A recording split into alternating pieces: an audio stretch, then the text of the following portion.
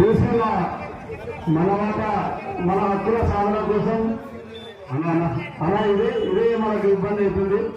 ఎవరెవరు నాయకత్వం వహించాలి, ఆ నాయకత్వం వహించే వాళ్ళకి మనందరం కూడా సపోర్ట్ చేయాలి. మనం దయచేసి మన హక్కుల కోసం మనం చేస్తున్నటువంటి ఉద్యమాన్ని తెలంగాణ రాష్ట్ర వ్యాప్తంగా బీసీ జేఏసీ ఆధ్వర్యంలో చక్కని పోరాటపడినటువంటి కార్యక్రమాలు చేస్తా ఉన్నాం.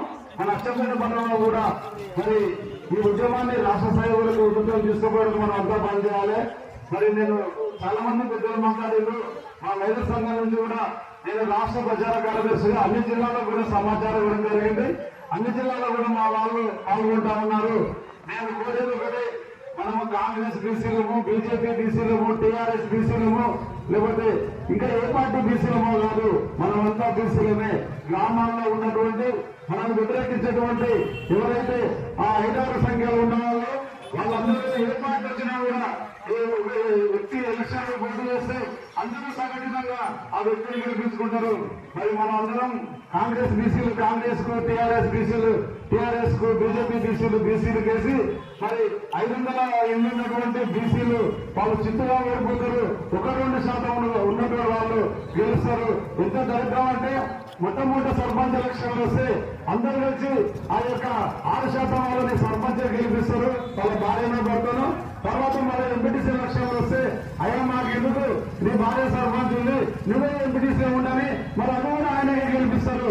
ఇలాంటి స్థితి నుండి మనం అంతా దూరం కావాలి. మనము సహాయ నిరాకరణ చేస్తే ఈ రోజు ఒక్కరోజు కూడా ఈ సమాజంలో ఏమీ జరగదు. మనం చేతివృత్తుల వల్ల మనమే, ఈ సభాయి కార్యక్రమాలు చేసే మనమే, పరిశుభ్రత కార్యక్రమాలు చేసే మనమే. కాబట్టి మనం ఎవరూ కూడా వెనుక తగ్గేది లేదు. మనము చిన్న పదవి కోసమో లేకపోతే ఫోటోల కోసమో మనం ఎవరు కూడా వెంపలాడకుండా నా లక్ష్యం తెలంగాణ బీసీ సాధన 42% సాధన కోసం నేను పనిచేస్తున్నటువంటి ఒక లక్ష్యంతో ముందుకెళ్ళాలి. వివిధ రాజకీయ పార్టీలు ఉన్నటువంటి పెద్దల్ని నేను కోరేది ఒకటి, మీరు మొట్టమొదటిగా ఆ గ్రామంలో ఉన్నటువంటి ఎక్కువ సంఖ్యలో ఉన్నటువంటి మరి బలహీన వర్గాలకు మీరు రేపు టికెట్లు ఇవ్వాలి. లేకపోతే జేఏసీ నాయకు ఒకటే సూచన నేను చేస్తా ఉన్నా, కలిసి పనిచేద్దాం, కలిసి ముందుకెళ్దాం, కలిసి బీసీ నాయకులు మనం గెలిపించుకుందాము. రాబోయే రోజుల్లో తెలంగాణ ఉద్యమం ఏ విధంగా విస్తృతంగా విస్తృతంగా సమాజంలోకి వెళ్ళి తెలంగాణను సాధించుకున్నాము.